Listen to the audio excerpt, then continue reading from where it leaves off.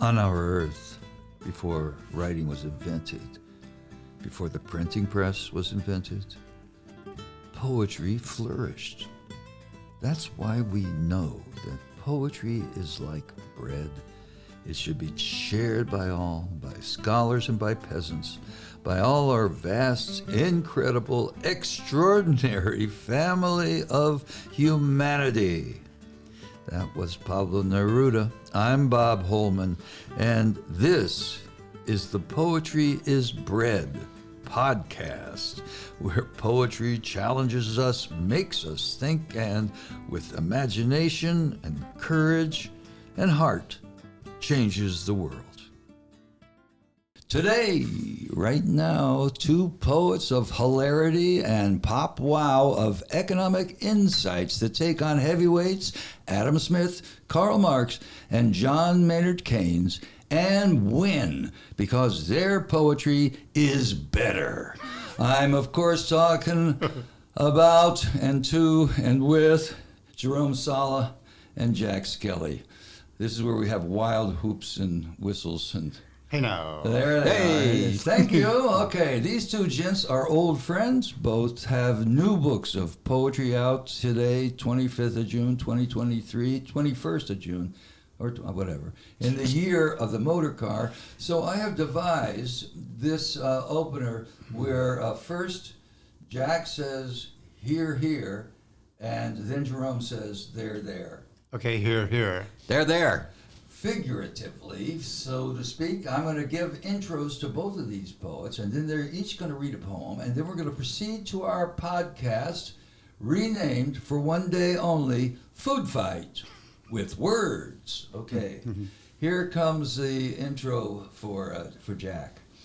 There's only one, no, make that two poets I can think of who blend the sensationalism of the tabloids with the critique and theory of the Semiotext press, those wonderful publishers. One is Kathy Acker, but she couldn't make it here today. Sorry, Bob, she wrote me. I'm off to the Rockies on my Harley with my boy toy on my back. The other is Jack Skelley, who we were able to lure into our Bowery Poetry is Bread studio today. Pride Day, Parade Day, here from L.A., You know, when I read Seven Deaths in Disneyland in the amazing chapbook Whammo Amnesia, when I saw this book, Whammo Amnesia, I knew that this was the immediate alchemy I was looking for. And when I read Skelley's other books, I knew I was encountering somebody who was always going to go all the way and then just keep going. Welcome, Jack Skelley. Give us a poem, Jack. I'm so glad you remember that Whammo Amnesia. Okay, thank you, It's the greatest title ever until we get to the complete fear of K.A. Right, we can mention that too. We can mention it? Okay. We could. All right, well, I can read a poem. Thank you again, by the way, and great to be here with Jerome. I'll read the title poem from my Interstellar Theme Park new and selected writing. So I'll just freaking read it. This is Interstellar Theme Park, based on Alejandro Jodorowsky's lost epic Dune. Because, you know, the filmmaker Alejandro Jodorowsky never he should have made Dune, because all the other versions of Dune are horrible. Ram is an expert on there you that, go. By the way. Interstellar Theme Park. I want horror ships. And I want these horror ships to dock in orbital flesh. I want ruby-throated ornithopters sipping the nectar of dwarf stars. I want Emperor Dolly on a toilet throne of dolphins. I want drones that say, "Yes, Daddy." I want H.R. Geiger mausoleums for the 27 Club. I want quasi-suspended animation, genital arousal optional. I want a planet of toys. I want a jihad of joys and a gulag of Karens. I want Rambodian grammar police. I want woke Stormy Daniels balloon rides. I want light rail stations of the cross. I want Picasso's pajamas 50% off on all Emporia. I want Vibrators by Dre Standard. I want Syd Barrett era Pink Floyd to levitate the Tomorrowland Terrace, at Disneyland. Yes, indeed. I want 50-foot Miley Cyrus mourning her dead pets on Dog Star Syria. Miley Cyrus's best album was Miley Cyrus and Her Dead Pets, which is the one she did with, what's the names of those guys? I want time itself to eddy and unhitch from its turntable of deception. I want moon juice cougars. See them jumpstart adaptation, anointed with next-gen Kardashian lips and hips. I want Fruity Pebbles vaccination bars with stalactites nippling jelly bellies, but without the jingle jangle crash. While we're at it, I want fingers that are 17 trillion light years long, probing asteroids and healing hemorrhoids. I want Aristophanes tranny globe beings. You remember Aristophanes tranny globe beings from the Symposium by Plato? Oh, absolutely. That's where the poets got kicked out. That's correct. So there are these, tranny globe beings. They're around. I want Aristophanes tranny globe beings rolling around and layered with eyes. Day and night, without ceasing, they sing. Don't forget, I want on-demand K-holes, ketamine holes, mouthing the words now and wow, drooling and dripping with ahegao. I want rings, blue rings, and rings around rings of Berlin blue orbs. Get me Stanley Kubrick. I want him to edit all humanity to grunts and cymbals. On gas giant Neptune, I want Hello Kitty to be Hell Kitty. I want fresh-baked hosts branded with the Holy Ghost. Oh, and I also want biofeedback donuts that induce Satori.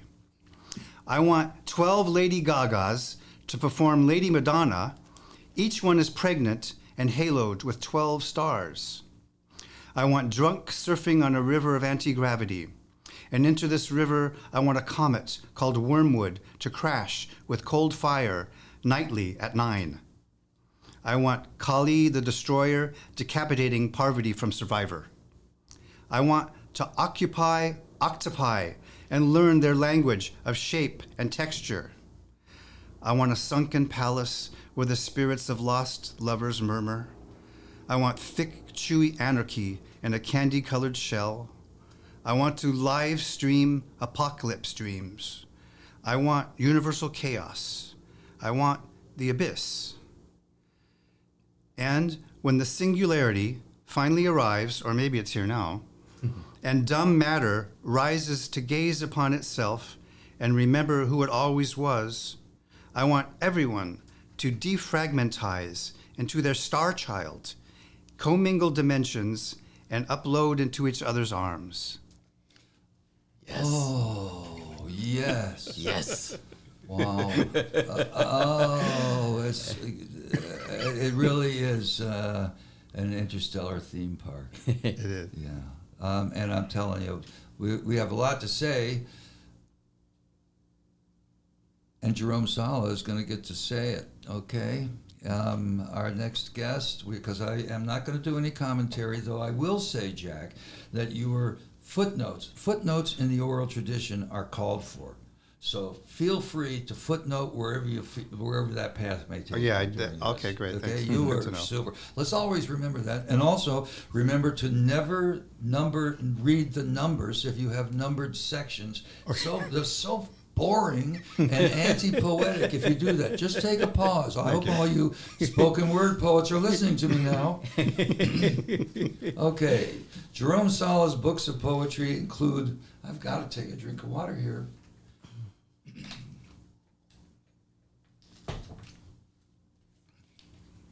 Okay, we're back. Sorry about that. I'm human. Jerome Sala's books of poetry include cult classics such as I'm Not a Juvenile Delinquent, The Trip, Raw Deal, Look Slimmer Instantly, Prom Night, The Cheapskates, Corporations Are People Too, and most recently, just out, How Much, new and selected poems. Before moving to New York City in the 80s, Sala and his spouse poet Elaine Equi. Elaine, that's a shout out to you. We love you. We wish you were here too. You are. Did numerous readings together, helping to create Chicago's lively performance poetry scene. I know because I was there. Sala was designated the first world heavyweight poetry champion in a series of poetry competitions staged in boxing rings that were precursors to the Poetry Slam. And I now get to mention that in the wonderful new book by Joshua Bennett called Spoken Word, he gives a shout out to Al Simmons. Actually, he's named like this: a man named Al Simmons. Let me just continue with that quote here. A man named Al Simmons. Where are you, Al? Well, I thought I had it right here, 124. Oh, it's on the next page. A man named Al Simmons. Okay. Even in the 20th century, there are direct antecedents to Poetry Slam that helpfully contextualize its influence and impact. In Chicago, the birthplace of the Poetry Slam format, the scoring the judges chosen from the audience, the 3 rounds, the cash prize, there was already an ongoing series of poetry competitions sponsored by a man named Al Simmons, who created the World Poetry Association in the early 80s.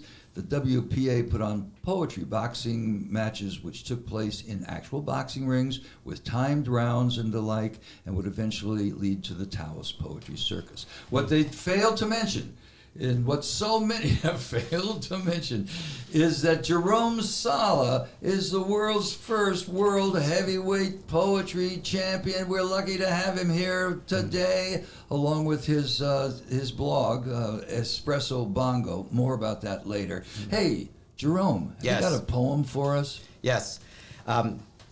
Since Jack and I both share a background in writing advertising, I thought I'd read a poem in the form of a TV commercial.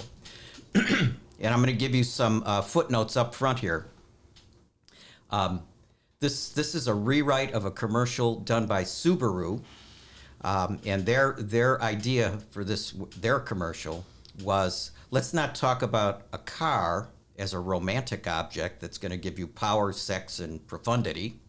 Let's talk about it as a utilitarian object that takes you from point A to point B. So I thought, why not write a commercial for poetry that looks at it not as a profound thing that's going to change your life, but a utilitarian object that gives you pleasure? As it is. Okay, so let me read it. And I'm going to read like a TV commercial. I'll give you the voiceover on one side and the video and the sound effects on the other. So Now, here we go. Jerome, just to interrupt for a second. Yes. You're sure you don't want Jack and me to actually do the sound effects while you read what they are? Well, I know I'm putting you on the spot here, I'm but afraid- it's a podcast. you could give it a shot, but I'm afraid that you won't. Never mind. Okay. Just another one of those crazy ideas. All right. So here we go. And my poem is called Variations on a Theme by Subaru. A poem is just a poem, and its sole reason for existence, twanging blues guitars accompanied by scrolling type, is to take you for a ride from the first line to the last with a little pleasure in between. Nude body parts of both sexes, shots of rubber leather fetish toys, pierced genitals montage. It won't make you more handsome. Shot of Katharine Hepburn in sunglasses, or prettier. Shot of Montgomery Clift in An American Tragedy. Damaged black and white film to connote authenticity. Or younger. Shot of Mick Jagger at 75, dancing, swinging with a belt over his head to Jumping Jack Flash. And if reading it improves your standing with your fellow poets, shot of neo-beat types looking impressed in back of person in striped turtleneck reading Howl. Then you live among snobs with distorted values. Neo-beat types frown. A poem is nouns, verbs, articles, adjectives, prepositions, and adverb. Wild exploding type, a la Russian futurist topography. A small machine made of words. Shot of William Carlos Williams smiling. And in choosing one to read and reread, the question should be, What kind of jolt will it give me? And can I get a comparable kick in less words? Quick sequence of exploding mushroom clouds. And do I like the way this machine feels when it races through my brain? Kit shots of 50 science fiction rockets sparkling in space. And do I like the way this poem looks on the page?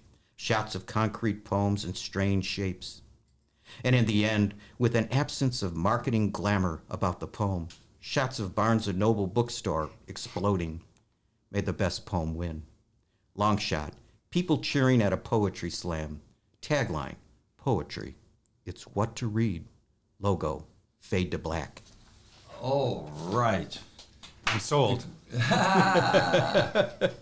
I just wish that Subaru could have put their money where their tires were and let us film that marvelous ad. You know, so what is your guys' history in advertising? I know that, you know, I understand somebody just retired recently. I can't believe I'm saying words like that, but talk a little bit about that and the relationship you found between poetry and advertising. Well, actually, Jack and I have talked about this for a lot over the years, and we found that, first of all, some poets are famous for advertising. There's a rumor that Lou Welch came up with the wonderful line, "Raid kills bugs dead," which is a wonderful ad line. And Jack and I have talked about this over the years, and writing taglines and having every word you write supervised by a whole committee makes you very conscious of making every word count and the great kind of effort you have to make every single word communicate. That's correct.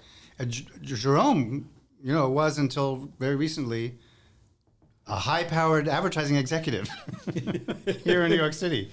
But I've labored in those mills as well, but maybe on a, you know, whatever, work for different advertising agencies, whatever. But what he says about the tagline and the concision of language is so true, and I wish more poets would remember that too. Although there's nothing wrong. I also love big, long, sprawling poems, you know, epic poems, whatever, you know, those are good poems too.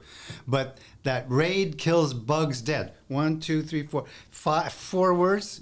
If you can get that tagline under 7 words and you still have some emotion behind it, you've got a poem and a tagline. We all remember Lou Welch, beat poet, disappeared in Mexico. We, you know, read his Ring of Bone. Let's go.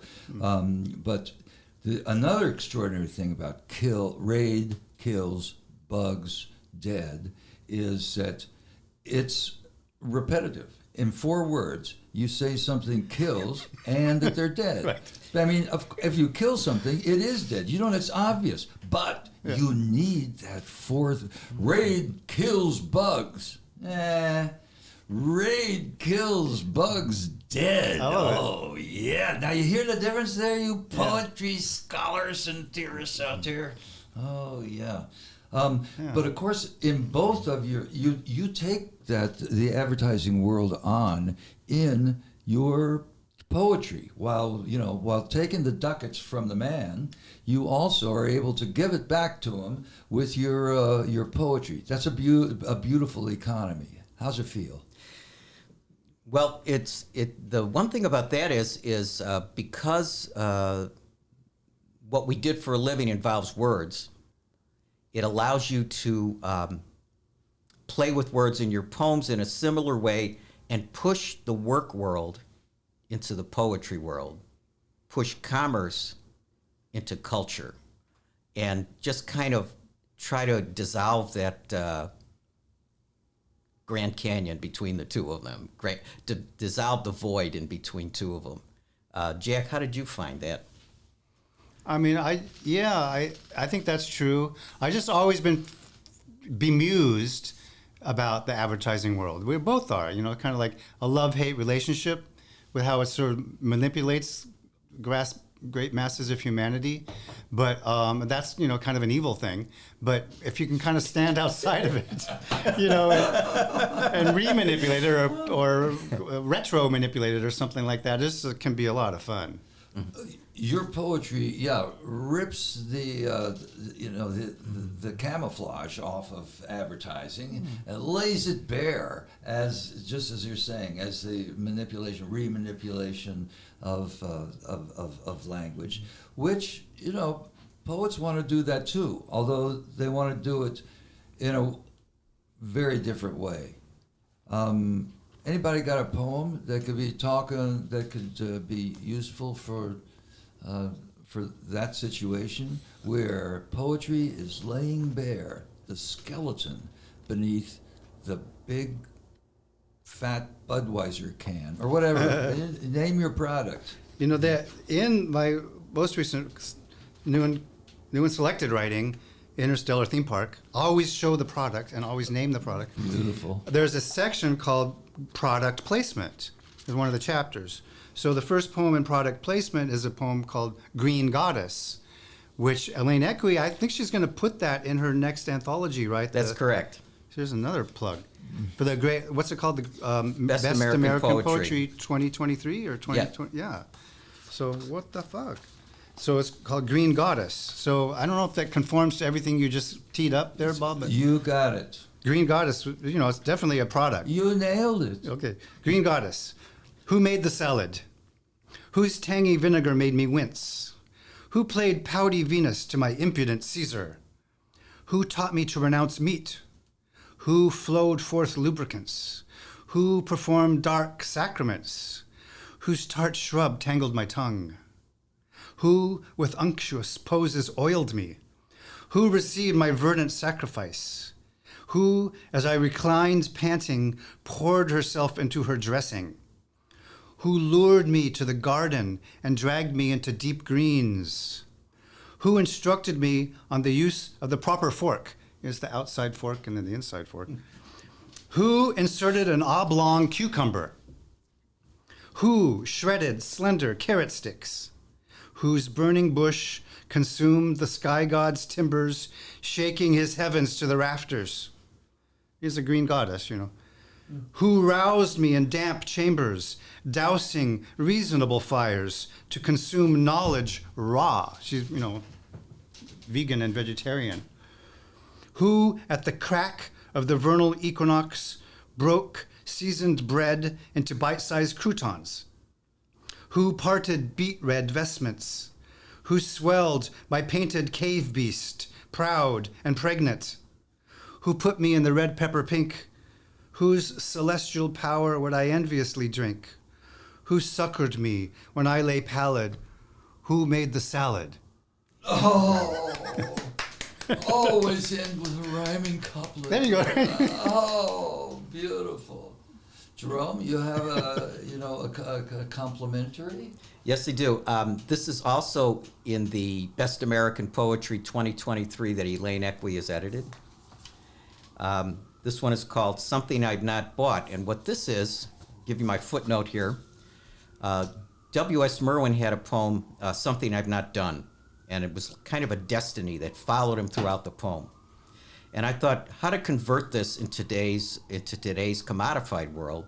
And so I changed it from something I've not done to something I've not bought. And it's kind of like how when you search for a product on the web, it follows you everywhere.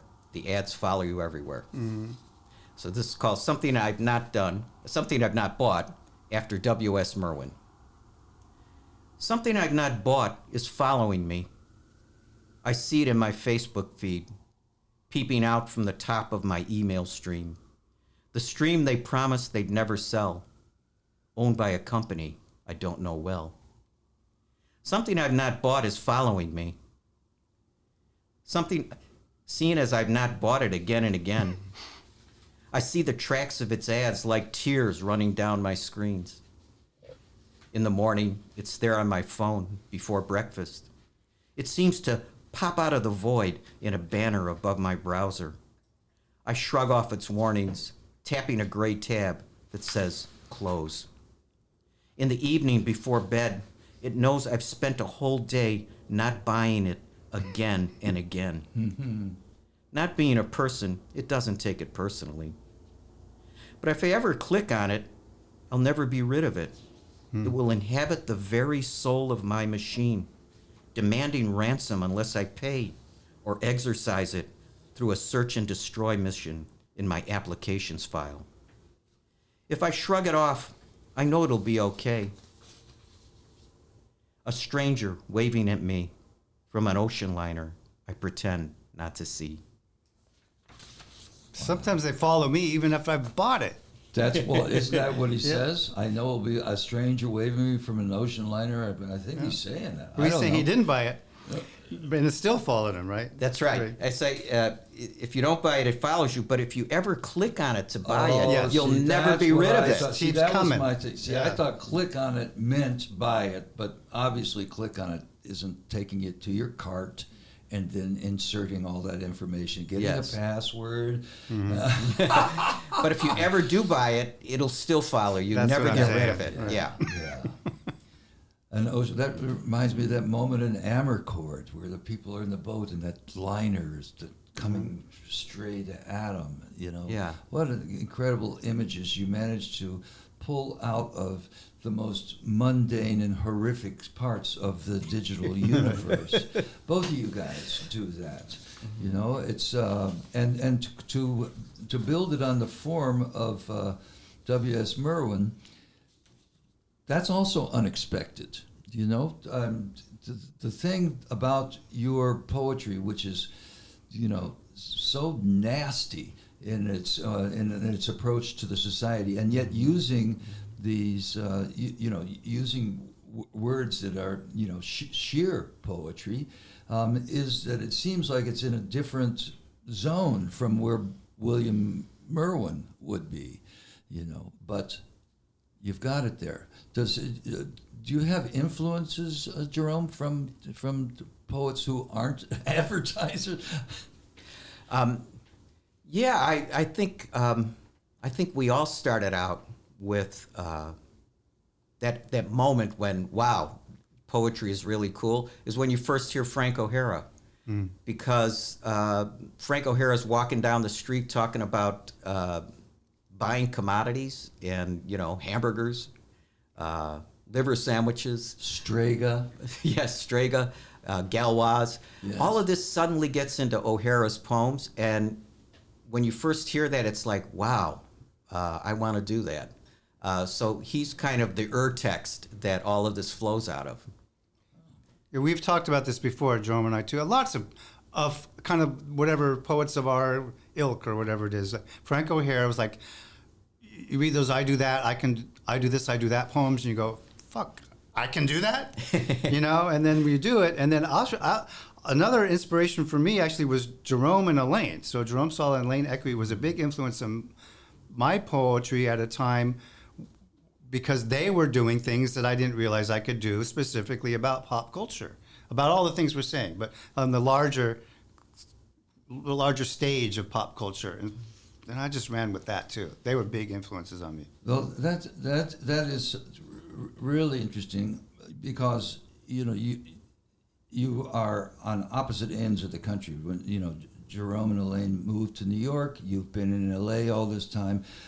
Your book, the Complete Fear of Kathy Acker, is you know, a dailiness in LA in the 80s, and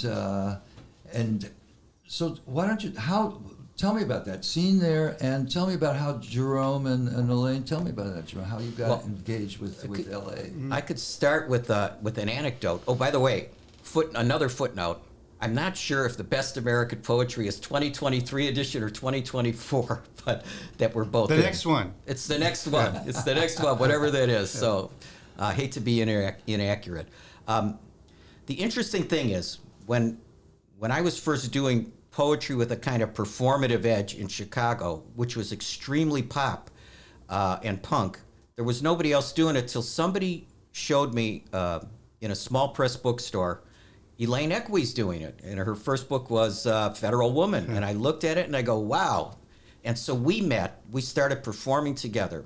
Then one day, Elaine and I were in a bookstore. We saw the first issue of Dennis Cooper's, or not the first issue, but one of the issues of Dennis Cooper's Little Caesar. It was the one with Iggy Pop full frontal on the cover. Elaine starts looking through it, and there were her poems. And the way that happened is she was in New York before this, and she had given Gerard Malanga some of her poems. Gerard Malanga gave them to Dennis Cooper. He didn't know how to get a hold of Elaine. He put them in the issue. So Elaine wrote to Dennis, and she sent him both my work and hers. And he said, "Come on out and do a reading." So back then, we were young. We land at the L.A. airport. We don't know where we're going to stay. We called Jack up, and Jack says, "Well, you could stay at my place." And so the first time we went to L.A., we stayed at Jack's apartment. In my crummy Venice bungalow, yeah. The other thing we loved about the L.A. poets was that they were extremely pop like we were. So it was like an amazing connection. So tell us a little bit about that world, Jack. What was it like then? So it's funny because it does feed into Fear of Kathy Acker, my new book, but it was a huge, hot and heavy, like creative hotbed of poets, writers, artists, musicians in LA at the time. Dennis Cooper was like crucial to that scene. We still now call it kind of the Dennis Cooper gang that existed in early 80s in Los Angeles, because it was kind of led by Dennis when he ran the poetry series at Beyond Baroque Foundation. Well, when I heard that was impossible. Dennis's work is so outlaw and out there that to think of him being an administrator at a nonprofit like Beyond Baroque, do you have any idea how that came about? I mean, yeah, I was right there. I was actually working at Beyond Baroque before he came in. I just happened to be there, and then he came in and really shook it up by inviting people like Elaine and Jerome from across the country. Why did he do that? What I'm saying is, it seems like a crossing of worlds. Do you have, Well, why did he join the... Why did he become an executive director of a nonprofit when he's an outlaw poet? Well, I mean, he ran the reading series. He was like the artistic director. So he wasn't like crunching the numbers or anything like that. And he was a poet, and he was very much inspired by poetry, and he had all of a sudden he had a venue to do it. So he did it. And he not only did it, he did it in the biggest way possible. It was an amazing scene that was. You want to name some of your buddies there? I mean, it was Dennis Cooper, so Amy Gersler, who is now Guggenheim winner, National Book Award, blah, blah, blah.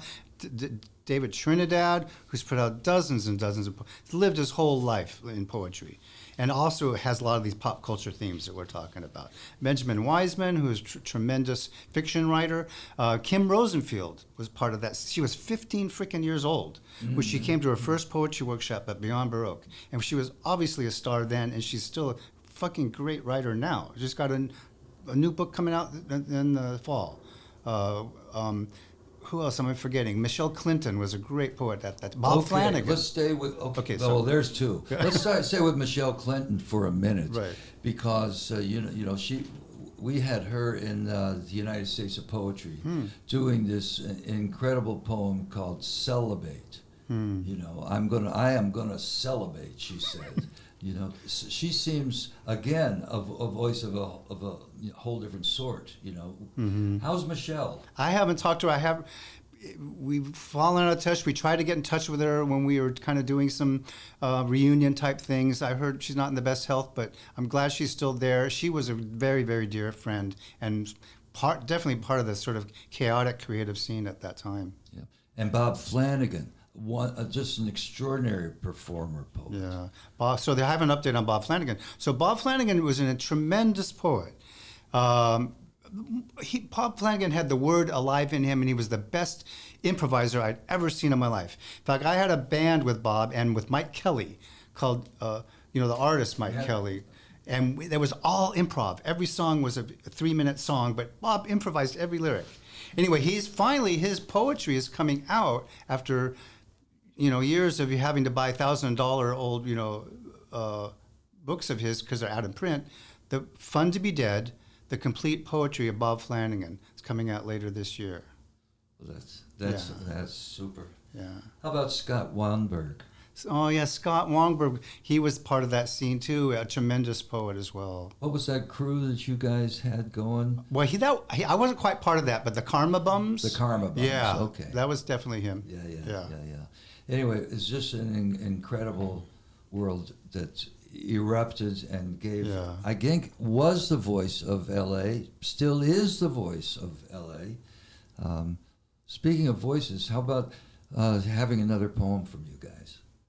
Okay. Where you go? Okay. Read this, excuse me, read this poem here. My own poetry started out extremely pop. Then I started thinking that a lot of this pop stuff is based on money. So I thought it would be fun to start writing poems about money. And of course, Wallace Stevens said, money is a kind of poetry. So this poem is called On Money and Bullshit. And the way it's written is, it takes a cliche. This is a fun way to write a poem. Take a cliche and turn it backwards. So the cliche is, money talks, bullshit walks. In this poem, it's bullshit that's talking and money that's walking. On money and bullshit. My bullshit was talking to me when my money walked in the door. I said, "Hi, honey. What brings you back? And so strong, so adorable." My money said, "I heard your bullshit carrying on with flavor and power." And I said to myself, "Money, go away and bring more of you, more than the law will allow." To which bullshit started talking even more bullshit to please money, who was increasing crazily. And bullshit said, if money weren't money, I'd lock money up because money is crazy. But who doesn't want crazy money, especially when you're a bullshitter? And money said to bullshit, that's why they pay you the big bucks to drive me crazy. And money brought even more money in the door. And I said, between money and bullshit, I don't know who I love best. And they said, in unison, like the Doublemint twins of old, why choose? Why not both?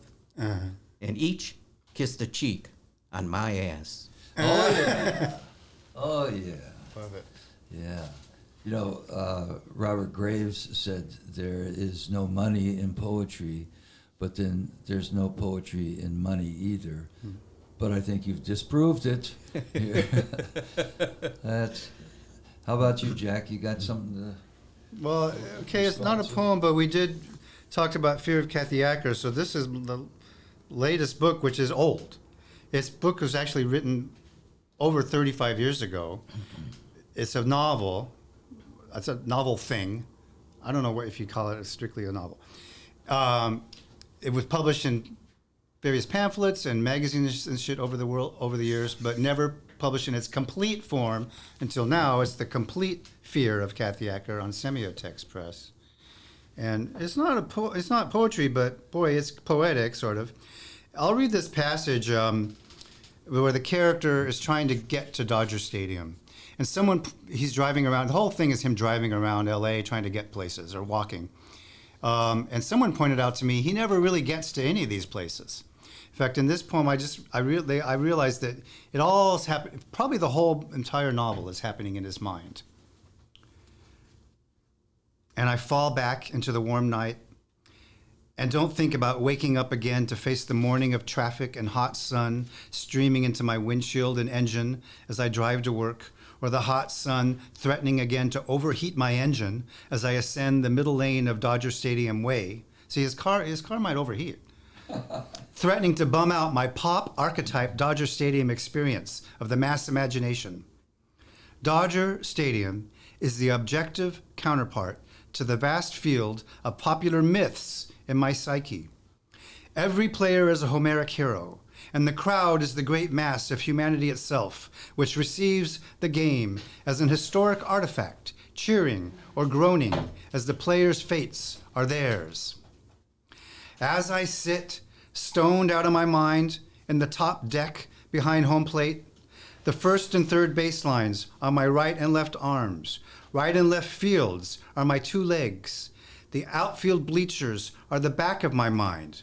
The top decks are my world-wielding shoulders, hunched and poised. And in the press box above me is Vin Skelley, my superego, play-by-play awareness, the voice behind my eyes, moon beyond the storm, my dad out in the garage putting away the tools, cataloging with a maniacal serenity, all things part of a story, all stories part of the double header played out in the Dodger Stadium of my mind.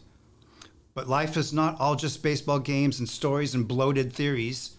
The hills of Chavez Ravine, this is where Dodger Stadium is, the hills of Chavez Ravine, once a cozy barrio to immigrants, since bulldozed to make way for Dodgers, are the ineluctable facticity of world injustice which surrounds my airy ruminations, threatens their airy theorems and multisyllabic rhetoric. Yuck.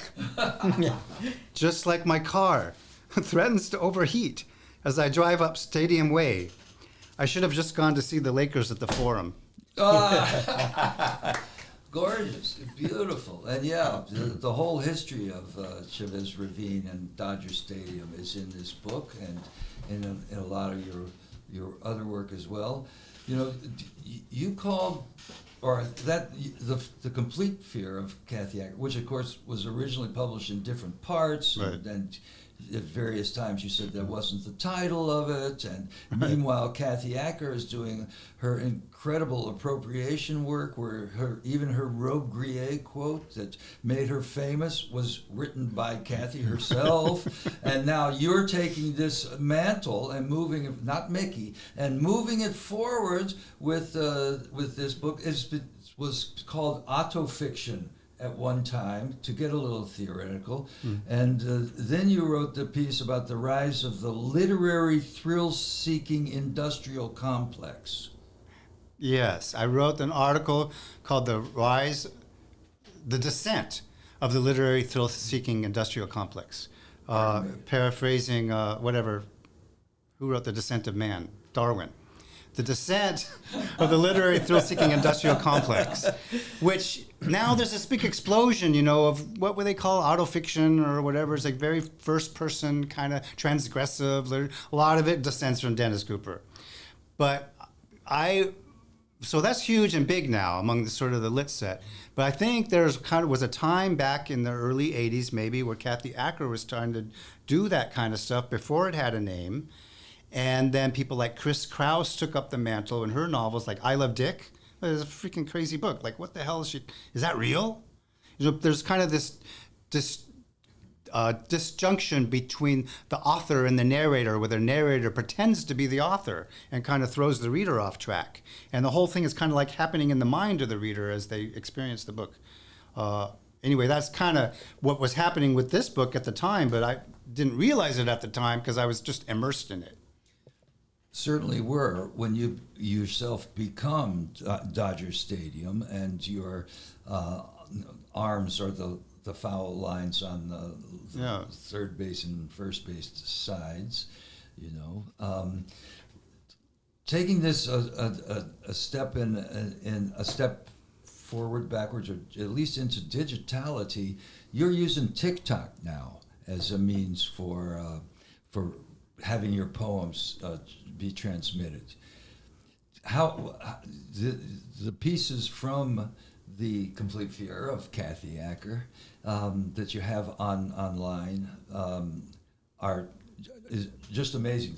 I'm talking about the section that is numbered, but the numbers aren't in order, and not only that, you don't say the numbers. Thank goodness you obey the rules of orality, which are, of course, no rules.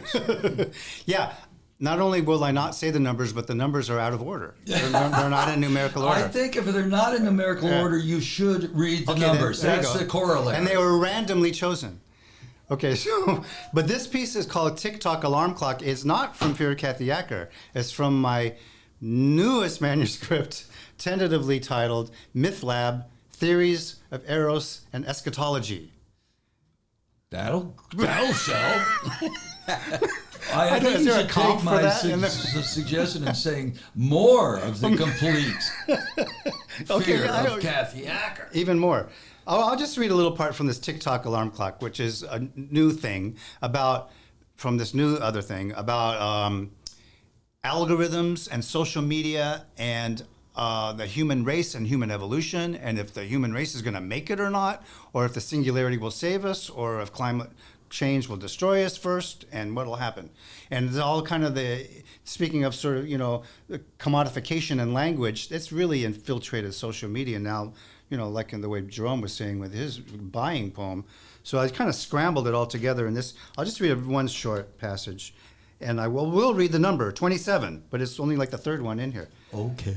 Okay, TikTok alarm clock. Beware the 5-year-long reptilian shitpost will precede a bot beast, holed up in Macedonian Discord boiler rooms, serving dark mirror reruns to LARP, scam, ram masses duped into doing their quote-unquote own research. White boomers succumbing to self-flattery claim to be pilled to the fifth dimension, but in reality are drunk on normative Brexit and vax memes, while Zoomers vipe and vabe, inverting materialism where God particles hear your cries and know your heartache and monitor their human selves and ecosystems ripe for augmenting the body and humanity. The body of humanity receives metaphysical Brazilian butt lifts from digital eugenicists.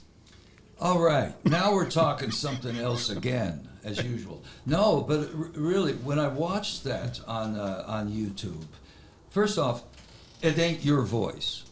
Yeah, somebody produced that poem as an AI-generated video with AI voice. Okay, so you collaborated. Correct. As a There's poet people with called, a technical- deep snakes, they're called. Okay, then Yeah. they actually have the Deep Snakes logo. I Correct. didn't have any idea what that was, but somebody who looks like Kim Kardashian to me, who I don't know who's... That's Kardashian. It Correct. is. Okay, Yes, I very got good. one. Okay. Now, is holding a snake. Correct. And it's... Why, that girl. It took a while to look. That was a boa constrictor. And its name was Elmer. No. Every section, the image changes slightly. Right. There is an alarm clock that keeps going around. Right. It never goes off. Right. And these words are spoken by different voices. It's really incredible. And to me, is a whole other way of presenting poetry. Poetry to me has got to be out in front of the technology, and this is an example of technology trying to keep up with it. These people, deep snakes, are great. They produce all the images, AI, all that. The voices are AI, and that shit has gotten crazy now. How you can reproduce people's vases and voices. They're doing good shit. Yeah. Yeah. Well, and you are in writing the poem that inspires them to come ahead and do that, and it's just really in keeping with. With your whole arc, brother, and I don't know if that's Noah's, but it's still sailing. Jerome, are you working at all with AI or anything like that? No, not at the moment. I have been writing some poems inspired by TikTok, but I don't have the one that I was going to write. Just read make to it up; they'll never know the difference. Speaking of poetry and commodification, and how money and poetry don't seem to mix, I thought I could read the title poem of my book, which is about how the exceptional thing about poetry is that there's no money in it. So I wanted to, and I was thinking in this poem, how much is... every other art form is collectible and commodifiable. But if you collect poetry, you still don't make any money. Mm-hmm. So tell me about it. I've got a 7,000 volume poetry library in alphabetical order that has been cataloged. It's a marvelous collection. What am I going to do with it? So this poem is kind of on the value of being valueless, called How Much? How much is it worth? The actual copy of Poems by Pierre Revardé Frank O'Hara had in his pocket when he wrote, My heart is in my pocket. It is poems by Pierre Revardie. Probably not as much as Duchamp's chess set or urinal. That's because O'Hara was not a painter, but a poet. And you know what that means. While the other arts add value to their objects, conspiring with the world of commodities to nurture the enrichment economy, verse makes its objects worse, relieving them of their worth, casting them out into the world beyond the cave of money-making, into another place that we do not yet understand and cannot name. How much is it worth, the actual heart of Frank O'Hara, the one stripped of its metaphors? Can his heart actually be divested of such accoutrements? Or must we be forever lost in the moist mist on the brink of the heart itself, an irretrievable object? When Shelley was cremated, his heart refused to burn. Mary Shelley carried it with her for years, wrapped in a silk shroud inside a jar. When Revered Tibetan Buddhist teachers die, their hearts become relics and are said to bestow blessings, the greatest of which is the knowledge of emptiness. Ooh. I think that's a poem that's a good sum it up poem. But then you guys always manage to find the bottom line somewhere deeper than that, lower than low.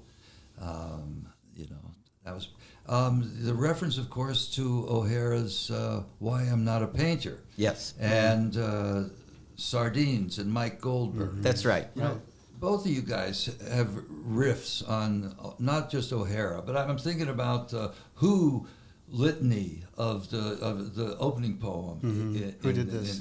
That was, that's Ginsberg's. Right. Howl is sure. going like this all the time, you know? So another layer, though, of the way that poetry is allowed to seep into the strange corners that you are illuminating with these poems. I'm thinking that the George Orwell's book, 1984, which is coming up to his 40th birthday next year. We plan to celebrate at the Bowery Poetry Club. And it seems there that kind of speak that they've got there is still being played out now. Does that book have any resonance in you? 1984? Yeah. It's amazing that it's 40 years It's the 40th anniversary of 1984 itself, and the Yeah. book was written in 1948, I think. Right? Yes, I think it was. Yeah. Well, I have a Orwellian poem that's written of nothing but corporate cliches. So, I think that Yeah, is good. the appropriate way to go. okay. Right. And the way this poem was written in freelancing and working for ad agencies and corporations over the years, you hear so many corporate cliches that I was working with an art director one day, and he says, if someone lays another corporate cliche on me, I'm going to strangle them. So I said, let's collect them all. I love these. And I put them all into sonnets. So here's one that's hopefully people out there who've worked in an office will recognize the language. This is corporate sonnet number 2. I don't know if I still have the bandwidth to think outside of the box. Sure, I'm good at identifying the low-hanging fruit, but innovation, disruptive technologies, that stuff may be for the millennials to decide. Good luck to them. As for me, well, there comes a time in all our lives when you just gotta drink the Kool-Aid and get with the program. Okay, sure, you no longer got the mojo to break down any silos, but at least your morale is no longer in the toilet.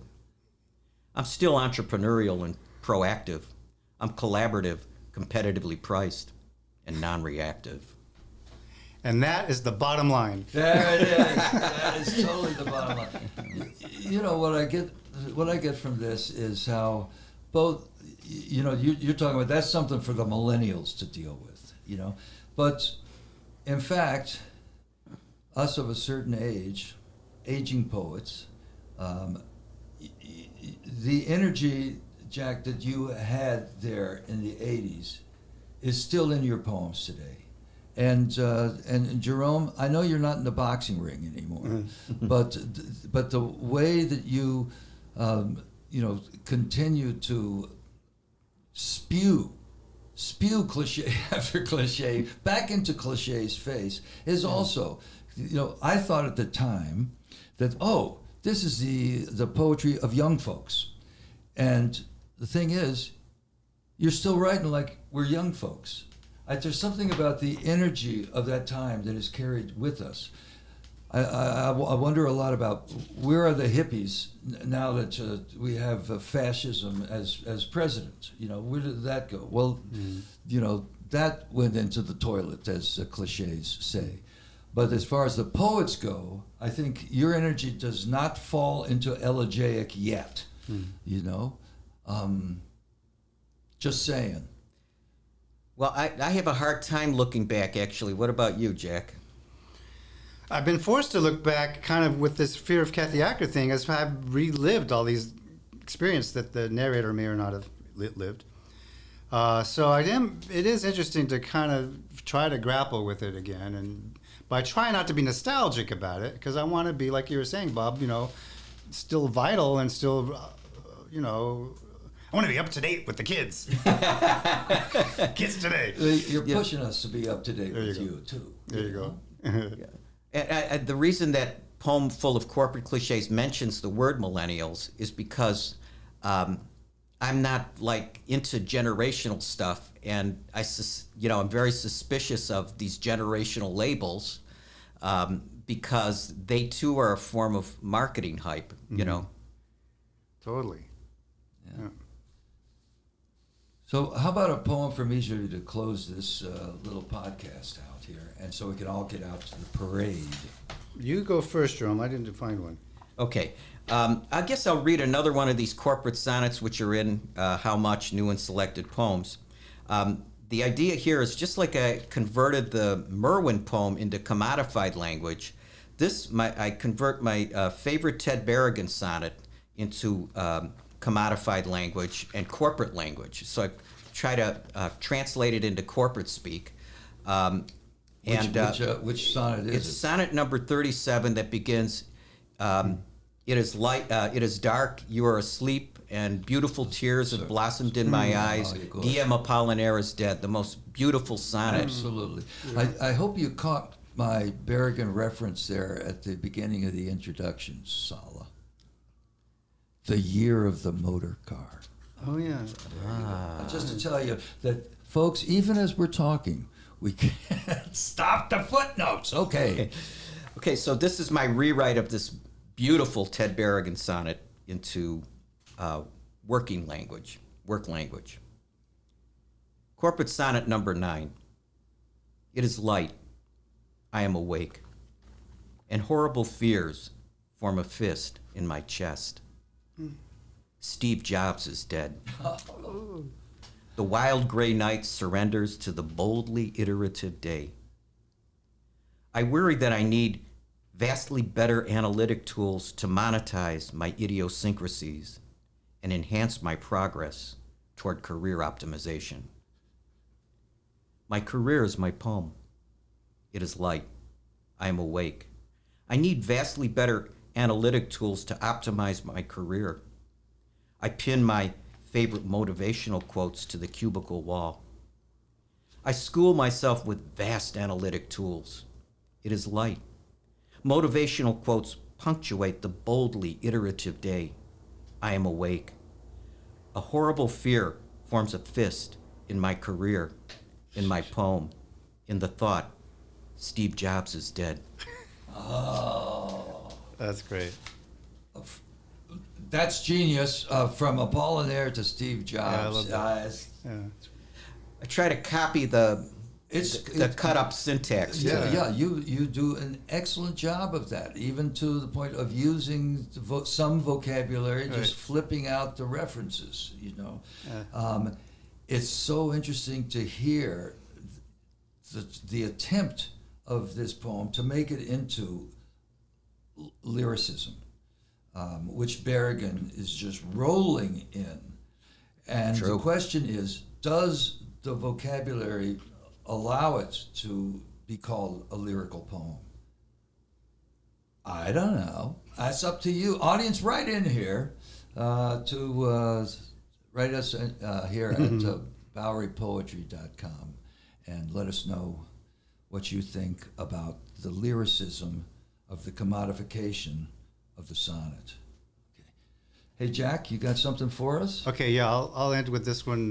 This kind of goes back to your previous thought, Bob, about the generations and the kids today, and whether they're going to kind of pick up the mantle. And it's a poem that makes an argument about parenthood and children and how the forces of evolution again sort of work their way into the family structure, perhaps, or the offspring.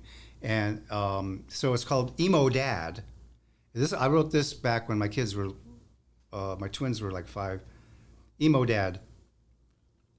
Mammalian instincts concoct life-changing foolishness with testosterone, dopamine, and serotonin. You get horny and you have kids. With testosterone, dopamine, and serotonin, juicing animal lust into obsessive yearning, and the rituals of romance, all to grease the gears of attachment and keep the species churning. This generational trickery continues in the offspring, who comes out so darn cute he disarms resentment over sleepless nights and dirty diapers, and whose resemblance to his parents so flatters their natural narcissism that they excuse his bad behavior. You've all seen those parents that just excuse any old horrible thing that the kids do. And yet, even the most cynical father, raised on existentialism and punk rock, feels something, somehow, more powerful than hormones and evolution surging through him when his 5-year-old gazes up and says, "Daddy, can we listen to the Ramones again?" I'm Bob Holman, and thank you for listening to Poetry is Bread. Subscribe to our podcast to get notifications of new episodes. Check us out at BoweryPoetry.com. The podcast is co-produced by Ram Devanini and Flavia Roja with Retaplax. Artwork by Fabian Ceruleo.